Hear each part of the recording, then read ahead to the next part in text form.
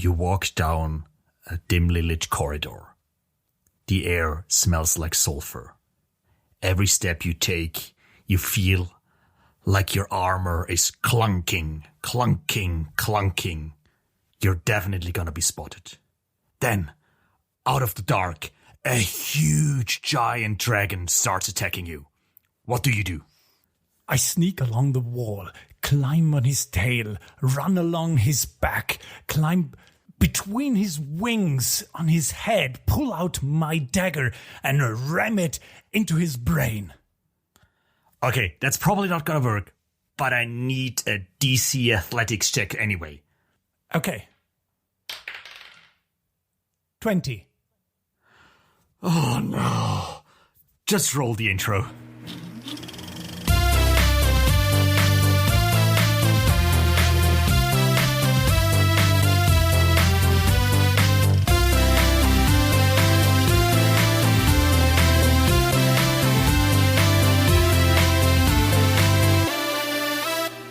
Welcome to Passion of the Geeks, the show in which two friends and fellow geeks talk about geek and pop culture and everything else we enjoy. I'm Greg. And I am Pat.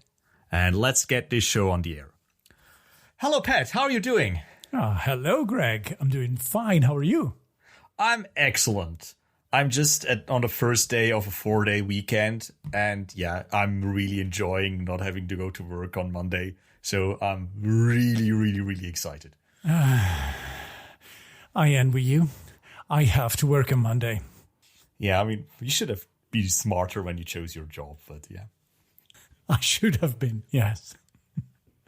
Okay, but yeah, let's not lose any valuable airtime.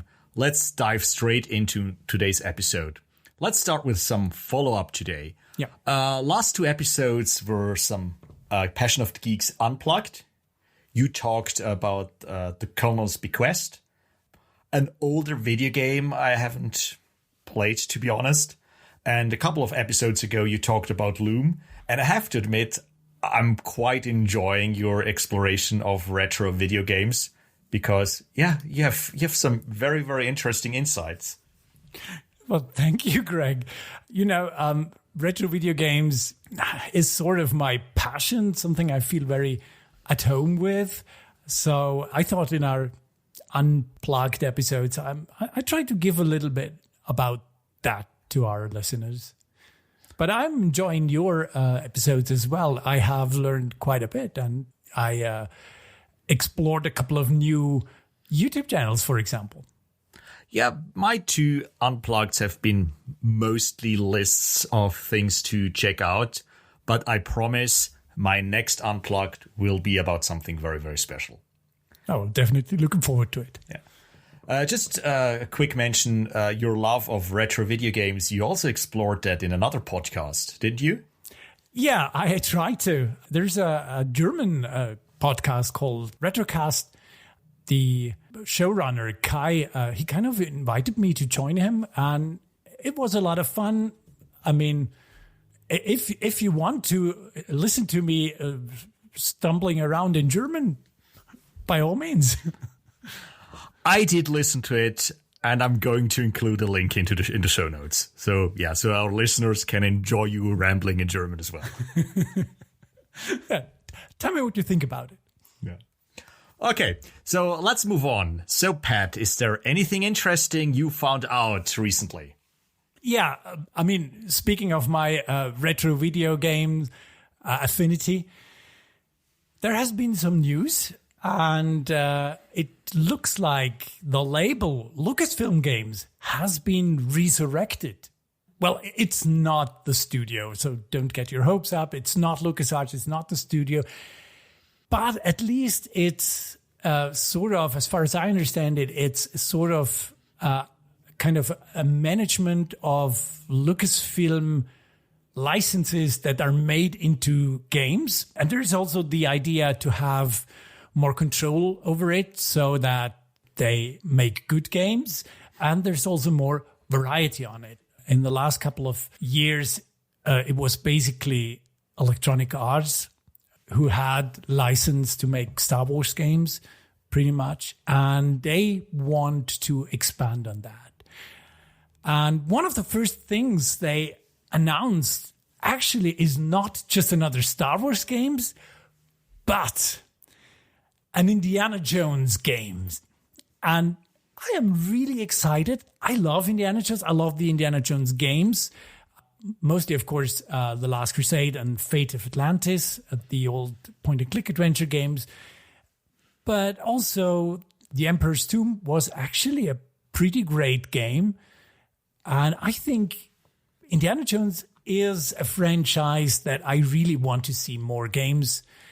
I don't know if people are really talking about Indiana Jones anymore. I mean, because of the not that great fourth movie. But I'm hoping they're doing something great. The license went to Bethesda and actually to their Swedish team that was making the new Wolfenstein games. So I expect we don't get a role-playing game like Skyrim. We will get more of an action adventure. But not all that much has been revealed yet. There's just this small teaser. But, I mean, it worked. I saw the teaser and I'm already hyped. So. What about you? Indiana Jones games? I mean, obviously, kind of the whole thing of creating Lucasfilm Games or reviving Lucasfilm Games tells me that they're serious about making games with those IPs. Obviously, an Indiana Jones game sounds intriguing. I'm not sure what I want, though, from a game like that. Do I want an Uncharted game with the Indiana Jones license? Mm-hmm. Or do I want something else? Honestly, if it's a good Uncharted-like game with Indiana, a cool story, and I can shoot some Nazis, I'm probably fine with it. But on the other hand, I would really like to be surprised by something else as well. Mm. So what do you think? What kind of game are we going to get from that? Of course, there's nothing official yet, but personally, I think they probably go the Uncharted route. I think they will make an action adventure with some puzzle elements. And I think Uncharted is, I mean, Uncharted always was like a modern day Indiana Jones. And this would make the most sense, I think. I don't know if maybe going like the newer Tomb Raider games, making it like an open world map to explore, if that would work with Indiana Jones, because I mean, to me, Indiana Jones is always a scavenger hunt. And I don't think that an open world game would fit into that. But maybe, I mean, I'm like you. I like to be surprised. If they pull it off and they make something great, I take anything. I even would take a first-person shooter if I mean, it's the guys that make Wolfenstein. So they have some experience with making first-person shooters. And I think the important aspect would be it needs to be a good scavenger hunt. There need to be some puzzles in there to feel like Indiana Jones. And I think it doesn't make sense to not be in third person because you have this very expensive IP with the man in the hat. And if you didn't see it the entire game, I think that's wasted potential. But yeah, I like to be surprised. I'm open to anything. I mean, I'm just kind of remembering the Uncharted, the Lost Legacy game, DLC, or whatever you want to call it. And that game had an interesting mix between story-driven, straightforward Uncharted gameplay and an open world segment. Oh, yeah. And I think if they take that approach, you could actually get to a pretty decent Indiana Jones game, especially if you nail the puzzles. Yeah. And I would argue the puzzles are really important in an Indiana Jones game. Mm-hmm. You need good puzzles and some cool action set pieces and some Nazis. Yeah. I think that's definitely the thing that was missing from the fourth Indiana Jones movie. I want some Nazis like you. Well, we should clarify. We want to shoot some Nazis. Yeah. Oh, yeah. Yeah, we want to get rid of some Nazis. Yeah. And yeah, I mean, in Uncharted 4, there was this, there also were these segments that on the Jeep where you kind of were looking for something. And I think they were kind of semi-open world. And that could work because looking for the right place to dig or something has always been a staple of Indiana Jones. So I think that would be fun. Yeah. That would be fun as well, yeah. Yeah. So what about you? So my piece of news is actually related to the Lucasfilm Games group. They're also doing an open world Star Wars game by Ubisoft. And I can't help, but I'm really excited. I know Ubisoft, probably not the most renowned creator, but and obviously they have a lot of games and everything. But I have to admit, I kind of enjoy most of these Ubisoft games, even though they, always tread in the same ground. But Assassin's Creed Valhalla was pretty good. Assassin's Creed Odyssey was really good. And Immortals Phoenix Rising was just a blast to play through. So if they make a Star Wars game that's just a little bit like that, that's fun and lets me explore the really vast world of Star Wars, I'm so up for that. And I actually think Star Wars and open world, that's a really cool combination that could really work. Yeah. So yeah. Also, we don't know that much about that game. I think we don't. Do we know the time period it is set in? I'm not sure if they specified that, but I think they kind of concentrate on the time periods after the original trilogy. I think so too, yeah. Yeah. I mean, I don't even think I need to play a Jedi. I'm perfectly fine with just playing some other kind of character, or kind of a bounty hunter, or just an adventurer in that world as well.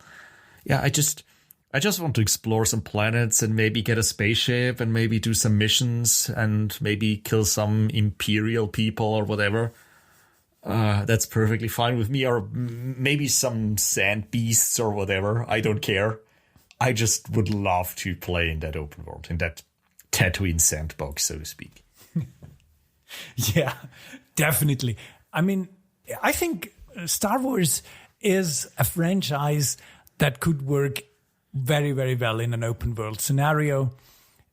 And maybe because it's Ubisoft, you could also add some additional scenarios to that through DLCs.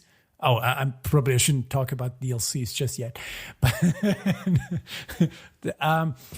And like you, I have a soft spot for that Ubisoft open world mix they always do. It's always the same game with, or almost the same game with just a different scenario and everything. And I'm completely fine with it.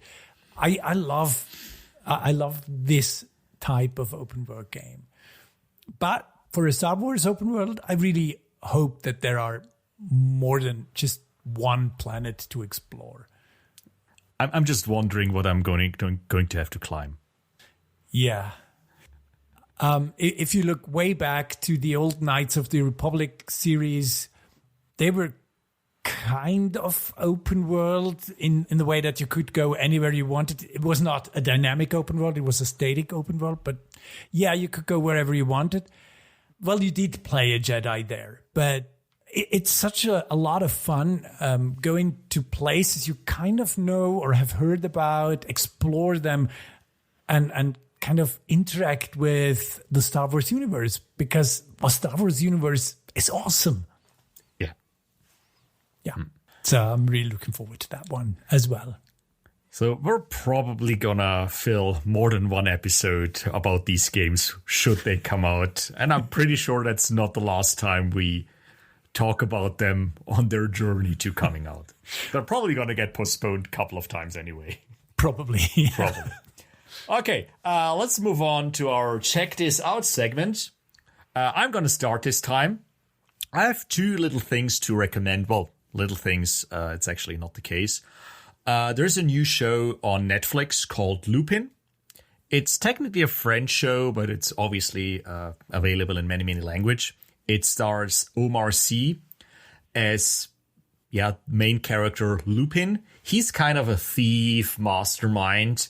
And what I really like about the show, it's a really interesting take on adapting a series of old books. So it's based on French gentleman thief Arsène Lupin by Maurice Leblanc. And what they did is they turned the character from the books into... I mean, the books exist in the universe of the show Lupin, but Lupin kind of modeled... the Omar Sy character modeled his life after the gentleman thief. And it's this interesting... Yeah, it's modern setting, but you have this gentleman thief. Yeah, you have a gentleman thief who behaves that way. And I really enjoyed the first couple of episodes. So they released half of the first season. The second part is coming later. And I really enjoyed it. So that's Lupin on Netflix. Are you familiar with the books, Pat? I've read a couple of books, yes. I'm familiar with the character, but I didn't know that the show wasn't about the book character, but actually a character that is modeled after the books. So that sounds pretty interesting, yeah. I think by doing that, they get away with kind of certain... They get away with the artificiality of the whole thing because, of course it's like that because he's modeling his life after a character from a book. It's kind of like you have a Sherlock Holmes character who models his life after the character from the Sherlock Holmes books. Yeah. And it just seems to me like an interesting idea to adapt that property. Mm-hmm. Speaking of an interesting way to adapt the property, I also started watching WandaVision on Disney+. I just watched episode 4 and wow, this is pretty cool. So the first 2.5 episodes are weird, but good. The second half of episode 3 gets weird and you kind of know, okay, something is afoot here.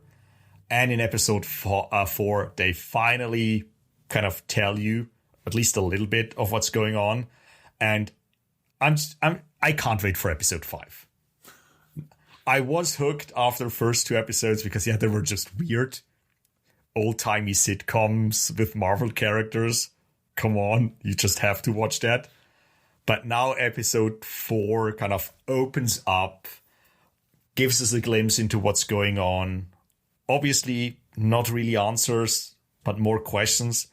Yeah, and I just hope they stick a landing that is as good as the first 4 episodes were. So yeah, WandaVision on Disney+. Do you plan on watching that? Definitely. I was really weirded out by these strange teasers and trailers they had released. It's very high on my wish list to watch. I just didn't have time yet, but I'm really looking forward now even more so. Yeah, I mean, it's pretty weird the way it starts. But I would argue, and now more so than in the beginning, it's Truman Show meets Pleasantville. Ooh. So, yeah, that's how I would describe the show so far. Don't think that's too much of a spoiler, but if you have any doubts of checking it out, Truman Show meets Pleasantville. Set in the Marvel Universe. So, this is a must-see. Yeah. So, what do you have for us to check out this week, Pat? My checkout segment might not be as good as yours. I've recently reread a couple of older books, namely the Dragonlance books. I read through the Chronicles of the Dragonlance. I love these books because, they use a lot of fantasy tropes, a lot of stereotypes, but the way they are written and the way the characters change over the course of the books is just a lot of fun. It's by Margaret Weiss and Tracy Hickman, and I had previously talked about that writer duo. I love the books they write. Yeah, it's something I just wanted to re-experience because they were books I've read as a teenager. And I had a lot of fun rereading them. And then I thought, why not try out that Dragonlance movie they made a couple of years ago? It's animated, and I have absolutely nothing against animated movies. I love animated movies. And I thought, the voice cast is great. Let's watch that. And yeah, I was very, very disappointed. Because, I mean, usually you could say, I mean, it's an adaptation. You don't have to compare the book with the movie, because that's not fair. But then again, they really try to create a sort of very direct adaptation from the books and just leaving out a lot of stuff they thought were boring. And the result is that the movie feels disjointed. It's sometimes it just goes forward at a breakneck speed. And then again, it just halts with certain scenes and it takes forever. And the voice cast is great, but I mean, the animation, it looks really, really cheap. And they had made the mistake of using early 2000s CGI rendering for certain elements of the movie. And it just clashes so much with the drawn parts of the movie. It just doesn't work. I think they should have either made everything 3D animated, because in itself, the animation is not that bad. I mean, it looks cheap as well, but it would have been okay, I guess. But in combination, it just doesn't work. And it's really sad, because there are certain glimpses of the story in there that kind of make you hope that the movie becomes something good, but it never does. Have you seen it? No, I haven't. And after listening to you, I think I'd rather read the book than watch the movie. Yeah, I'm sorry to say this. I mean, I have nothing against cheesy movies, but that one just didn't work. And the books, they are a little bit cheesy sometimes, but they work. And they're so much fun to read. And they're an easy read. So they are highly recommended. Okay. So that's the Dragonlance series. Yeah. Well, speaking of Dragonlance, I think we could use the Dragonlance setting as a perfect segue to our story of the week, because we decided to talk about Dungeons and Dragons again today. Yeah. We talked about it in episode 4, and obviously 20 episodes later, in episode 24, we have to talk about D&D again. Indeed. We've actually played quite a lot of D&D in the meantime. Yeah, because it's the only thing that you can do. Yeah, obviously because of the pandemic, we have a lot of free time. And yeah, we spend a lot of that free time playing D&D with our friends together. Yeah. Online, obviously. Oh, obviously, yeah. Obviously online. So we're kind of looking forward to playing in real life as well. But probably in real life, we might not have that much time than we do have now, because we have to play online.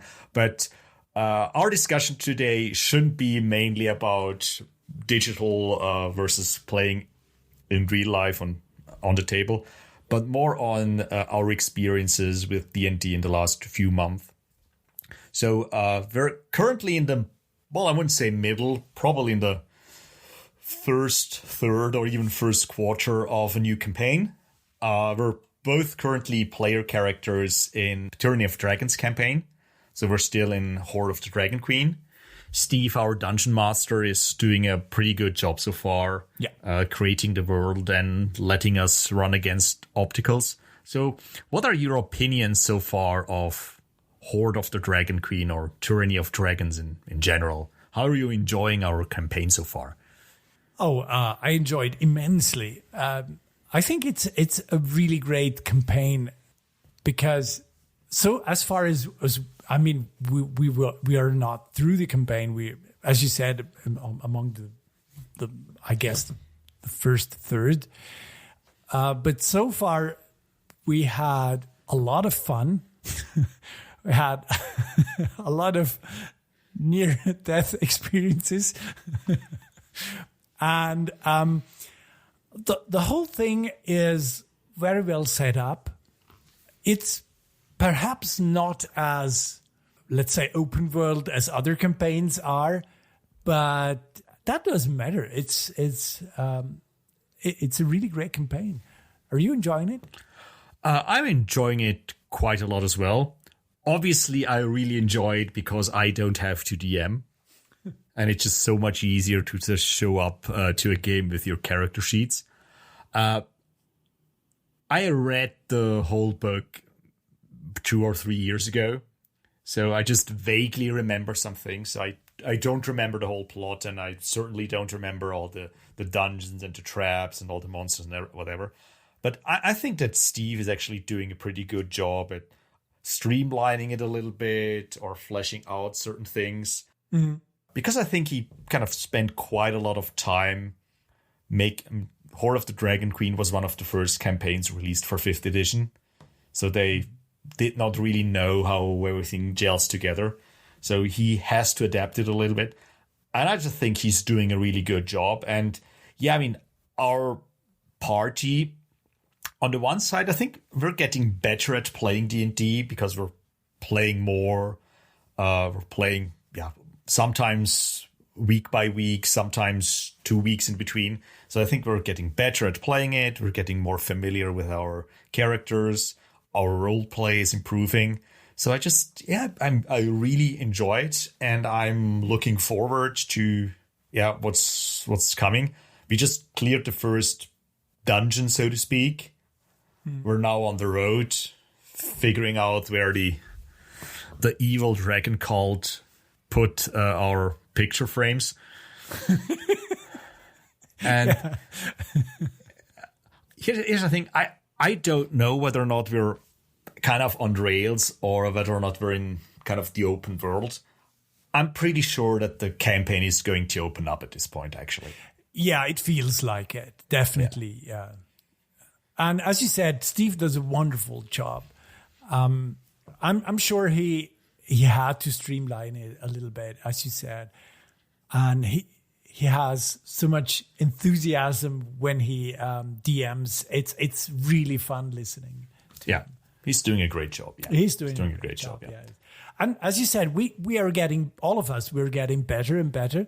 And the more role playing there is, the more fun it becomes. We do have a great group. How are you enjoying playing your new character?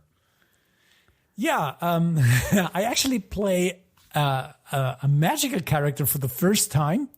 Which is quite unusual for you, yeah. Yeah, that's really quite unusual for me. But I thought this time I want to get a little bit out of my comfort zone.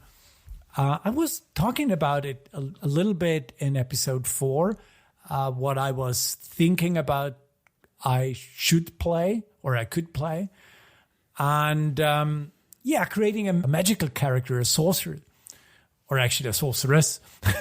But I'm still female. I cannot change completely. But creating a sorceress has been a lot of fun. And if you remember, I talked a little bit about how I would kind of make it a little bit more drastic, the rules about the sorcerer.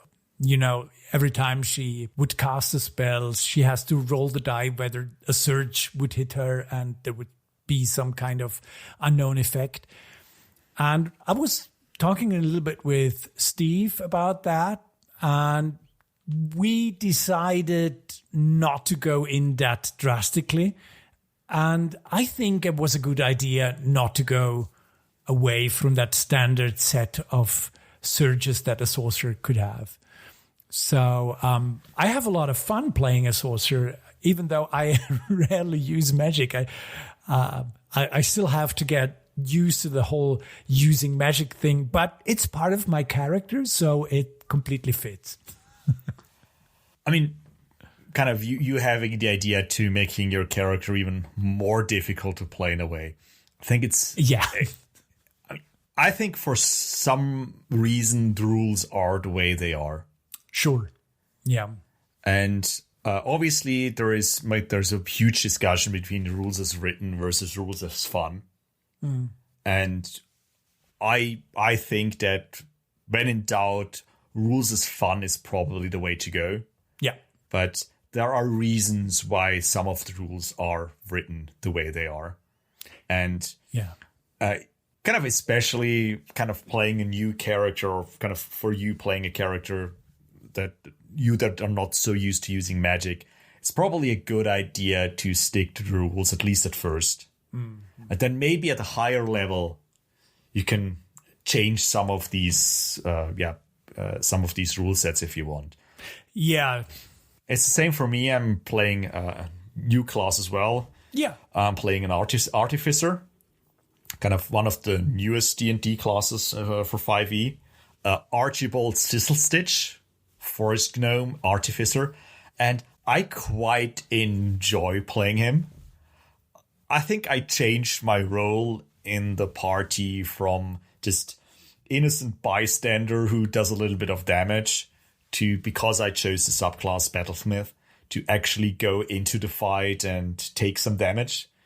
And I quite enjoyed that as well, because usually I'm more like the character who stays a little bit in the background and makes some stupid comments. And with Archibald, I'm gonna be the guy who stands in the middle and makes some stupid comments. So, big shift for me as well. Yeah. But I'm especially fond of my companion. An Artificer Battlesmith has a companion pet. Inspired by Guardians of the Galaxy, I have a little mechanical tree. And yeah, I think he saved our party 2 or 3 times there already. Yeah, at least 2 times. At least 2 times. And I'm pretty sure there are going to be other cases where, he's going to save our bomb. How I called him, is going to save us from certain doom. So I'm quite enjoying the Artificer and the Battlesmith subclass in particular. Yeah, actually, I have to say, I liked how your character has changed during the adventure that we had so far. As you said it, you realize that yourself. It's a little bit different just because you can do stuff now, but it also fits your character very well. The gnome that at the beginning wasn't really friends with anyone and didn't stick his nose up for anyone. And now Archibald has changed in a way that, people are going to him. They ask him what he suggests. He has a very sort of become someone the others can rely on, not just during battle, also during the whole role-playing stuff. And I think you have a great character with that Artificer. I think because, our party, we need to figure out certain things.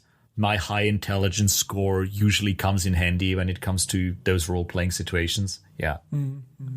And and kind of the whole thing of, playing a little bit around with infusions, your intelligence modifier, your proficiency bonus. Yeah, I can do quite a lot of damage as well. So I'm quite enjoying this role. So I'm really looking forward to growing these abilities. I think at level 5 or 6 or somewhere, I'm going to get a second attack. And then at one point, I'm going to get another third infusion and things like that. So I'm really looking forward to that. Quite. Yeah. And I mean, as you said, the Artificer is a new class. And this is just something that is so great about Dungeons and Dragons, how they add classes or other stuff. And I feel the Artificer fits perfectly. He's not overpowered. He's not too bad or anything. He's just as good, or at least to me, it feels like when you play that the Artificer class is just as good as any other class, and he has his place in the party, and I think that's great. Yeah, I think so too. Yeah. So obviously, I think the Tyranny of Dragons is the first pre-written campaign we've really been playing. We started a little bit with Lost Mines of Phandelver many years ago. Yeah. For my last homebrew, I adapted certain things from Tomb of Annihilation. But yeah, Tyranny of Dragons, or Horde of the Dragon Queen at this point, first pre-written adventure we're really playing. So what do you think? Do you prefer pre-written adventures, or are you more of a homebrew guy? The thing is, this is probably something that is more something that the DM realizes. Because to me, as a player, I never feel like I'm on rails or anything because it is a pre-written scenario. At least Steve manages to do that. So for me as a player, I have just the same sort of freedom and the way I can do things and the way the story goes forward as if someone would have made his own campaign. So I don't think there's any disadvantage of playing a pre-made campaign, at least not for the players, because I don't think that the DM has a lot less to do because he has to learn everything. He has to learn what happens during the campaign, and he still has to improvise when the party does strange things, as our party happens to do all the time, or probably every party. So I think the only thing that the DM probably that is easier for the DM is probably that the plot itself is not something that he has to think about. But other than that, I don't think that the DM has such a time safe just because he uses a pre-made campaign. Or what do you think? You have DM'd more than me. I would say that for me, I like the part coming up with my own story. Mm-hmm. But when I look at a pre-written adventure, I get ideas how to tell that story that I might not get if I just do my homebrew stuff. Mm-hmm. And it's probably a learning process. And you are, as a DM, you are on a learning curve. I have stories to tell or kind of themes I would like to explore in a D&D campaign. But when you open a book, it gives you ideas for gameplay mechanics or ideas for traps, monsters, layouts for dungeons or whatever that you might not be able to, or that at least I, at this point, might not be able to come up with on my own. So, for example, that's why I'm currently preparing for me, hopefully to run at some point for you, Waterdeep Dragon Heist. Because, it's an adventure set in the city of Waterdeep. And that's something that gets me a little bit out of my comfort zone, because my adventures are usually, lots of travel. You travel from here to there, new place, new dungeon inspired by new ideas or whatever. And having to set a whole adventure in a city with factions, people who live in that city, making sure that the characters interact with the city and with the people who live there. Is actually something I really think I would like to run for the group, because it gets me out of my comfort zone as well. And just the summary of the adventure is really cool because, it's a little bit of a treasure hunt. And so I'm quite looking forward to that. And after that, basically as a follow-up, I would really love to do Curse of Strahd, because I just think that's a really great adventure. And the whole idea of playing this vampire story with all the humor that is in there and all the silliness that is Curse of Strahd, because there is a lot of silliness in there. I just think that gels really well with my sense of humor. And I think the getting me out of my comfort thing for Curse of Strahd is making sure that Strahd is a villain that's worthy of being Strahd, the big vampire. So that's what I like about pre-written adventures. On the other hand, homebrew stuff, there you can create your own world. I mean, Drift World, the world I created with the different zones and kind of the different element-inspired dungeons. I think that's a world I would like to revisit at some point as well. Oh, yeah. Me too. Yeah, I would love to play the Waterdeep campaign. So, I mean, Waterdeep is a very iconic city in Dungeons and Dragons, much like Baldur's Gate, that we will probably visit in our current campaign. So, I really would like to play that, Greg. I mean, I should mention, I hope that when I run Waterdeep and Curse of Strahd, that we can do it in person. Because, speaking of miniatures and maps and stuff like that, I really love miniatures and especially maps. So kind of looking at D&D maps, maps of cities, maps of dungeons and whatever is one of my favorite things. And I like to buy these Beadle and Grimm D&D boxes. So Beadle and Grimm, kind of a company that, basically created by a few guys who like D&D and had a midlife crisis. So they decided to, pack a box full of stuff, handouts, trinkets, maps, some miniatures and whatever, just to make running one of these pre-written D&D adventures more fun for a table.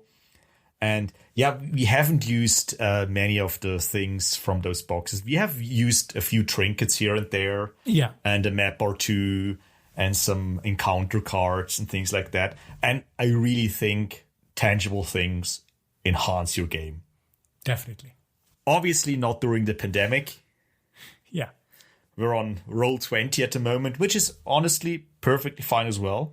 Oh, yeah. There are a few things, kind of the management of your character, kind of adjusting the battle maps and things like that. It's actually far more easy in Roll20, Fog of War and stuff like that.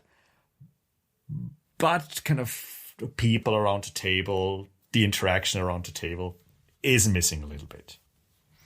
Yeah, definitely. It just is a big part of playing a pen and paper role-playing game together, sitting on the table, looking at each other. I mean, we're using camera feeds and everything, but it's still not the same. But right now, during the pandemic, Roll20 is awesome. It allows to, as you said, very easily play together. I mean, technically, you could just use Skype or whatever and make a conference call, and that would work as well. So, but using Roll20 kind of makes a sort of digital way of using miniatures and stuff and handouts that you cannot have.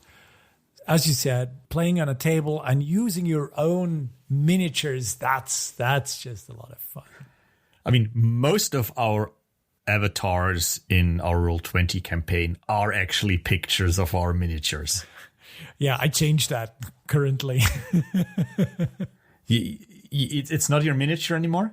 It's not my miniature anymore because I thought that I wanted to have a more high-resolution picture because, I mean, the miniatures look great. And for anyone that's wondering, we mostly use Hero Forge to create our own miniatures. They do an excellent job.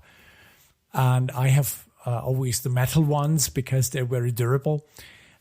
And I thought because we could not use our real miniatures, I kind of decided in the last couple of weeks that I wanted to change it into a drawing, into a painting of my character, so that the other players get a more close-up of it.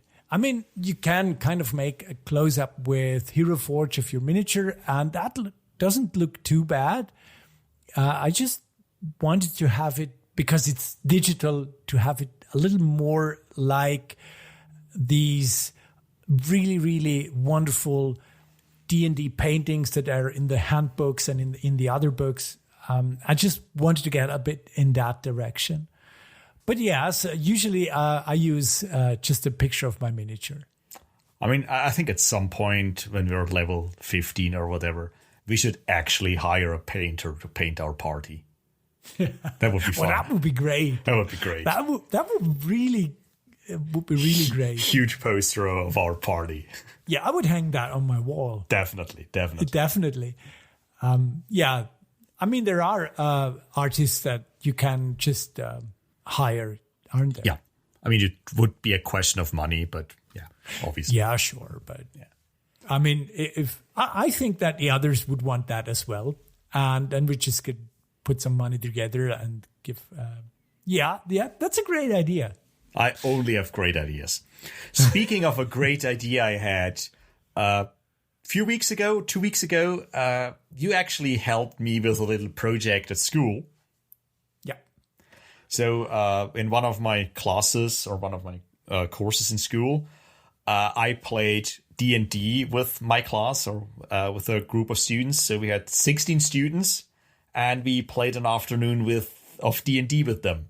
So how did that go for you? It was a lot of fun.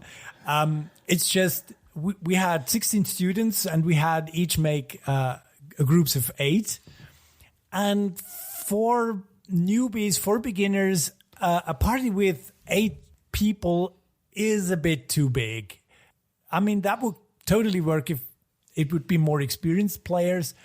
But as newbies, I think they had their problems fitting in. At least my group had a little bit of a problem to just express themselves, because everyone was waiting for the other to say something. I mean, obviously that was, yeah, I mean, I think that it wasn't that different from when we started playing. Probably. Kind of getting into it in the beginning is difficult. And as you said, a group of 8 people is very difficult as well. I mean, it's at least 3 or 4 people too much for each group, especially if you have all beginners. I mean, if you have a big group like that and there may be 2 beginners, that's fine. But basically, you as a DM are the only one who can actually help when it comes to rules and what die to roll. So that takes a lot of time. But one thing you don't know yet, obviously, the week after, I asked them, how the experience was for them.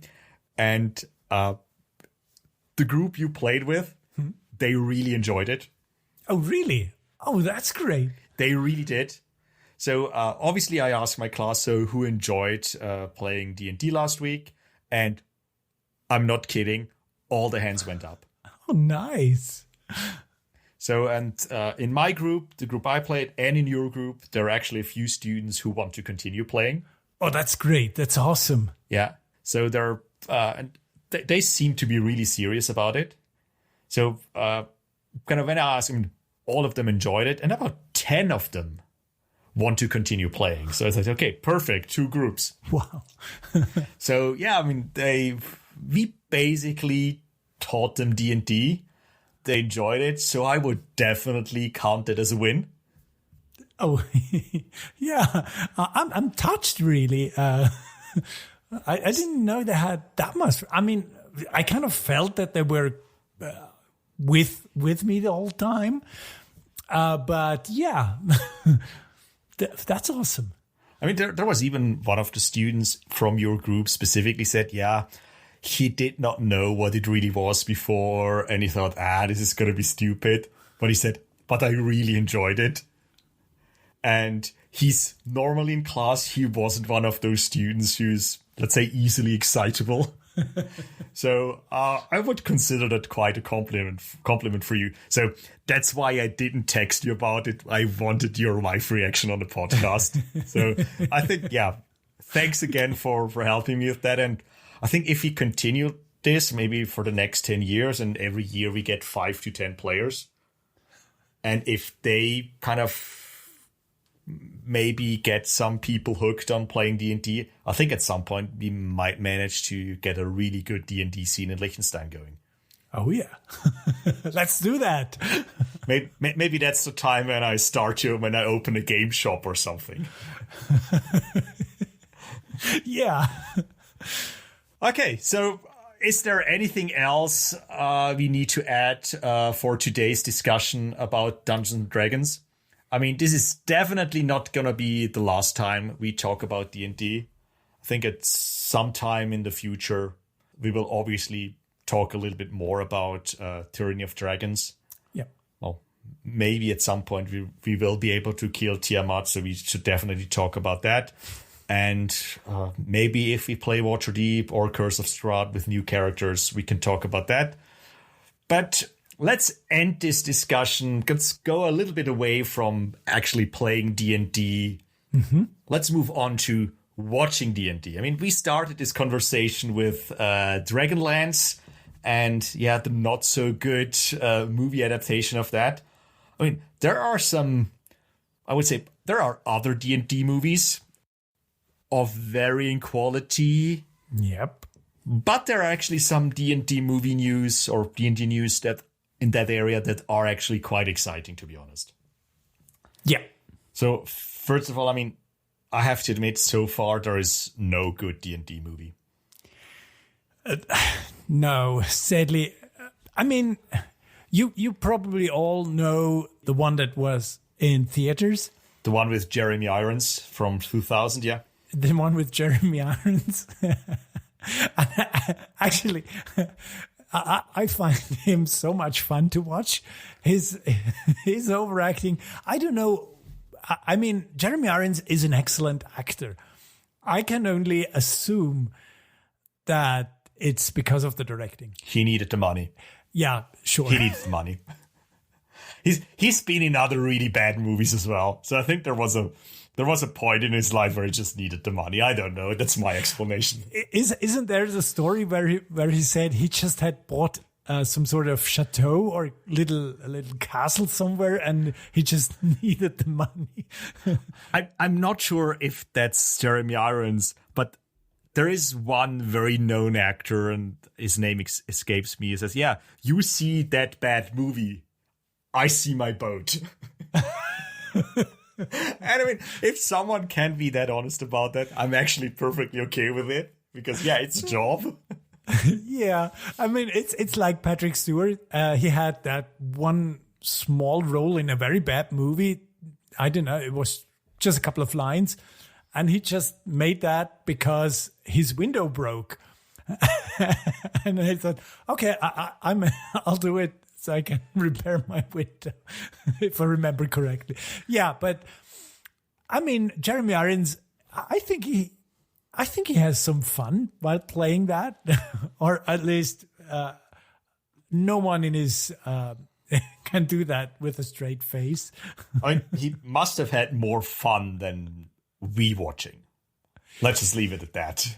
Yeah, probably. Well, yeah, the first Dungeons and Dragons movie wasn't that good. And I mean, it didn't really feel that much like a Dungeons and Dragons movie. It felt like, oh, there's a movie with dragons. We could have the Dungeons and Dragons license. Let's do that.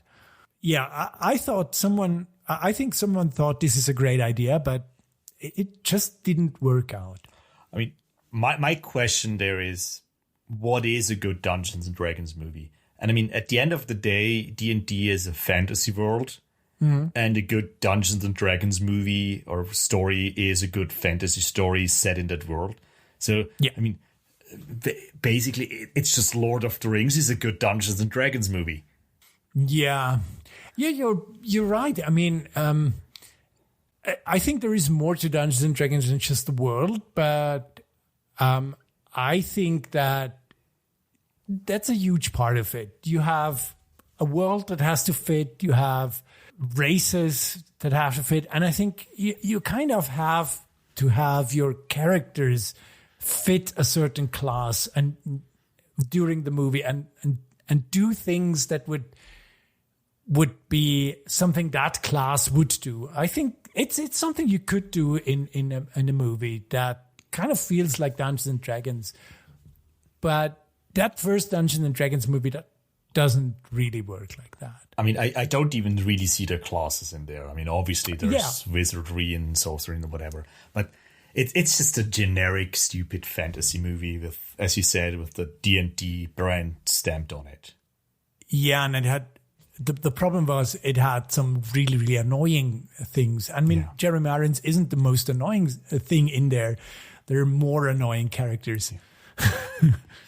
So that wasn't too successful. I mean, Jeremy Irons, successful actor. Obviously, there is another D&D movie with his, quite well-known actor. There is Mazes and Monsters, obviously, with Tom Hanks.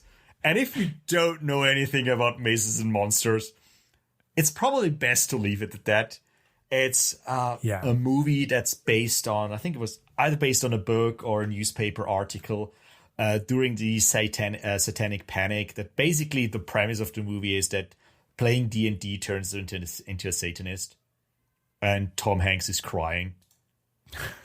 So, I think we should leave it at that. Or is there anything else to say about that movie? No, sadly, Tom Hanks does not save that movie. I think it was one of his first roles, wasn't it? I think it was his first role, actually, yeah. It was the first, okay. Yeah, he's very young. His acting isn't all that great, but that's probably also a problem because of the direction. The material. Yeah, and the script. Yeah, definitely. Yeah. But then there was 2 other real Dungeons and Dragons movies. One is Wrath of the Dragon God, and it's a direct-to-video one, and it's better than the first one. Okay. It's almost watchable. Almost. Yeah, it wasn't as fun. I mean, you can watch the first one and just laugh about it, and that doesn't work with the second. And there was also the Book of Wild Darkness, the third one. And that was even better in a way that it took itself a little bit too serious, I think. And it just, the story just fizzles out at the end. But it was kind of watchable as well.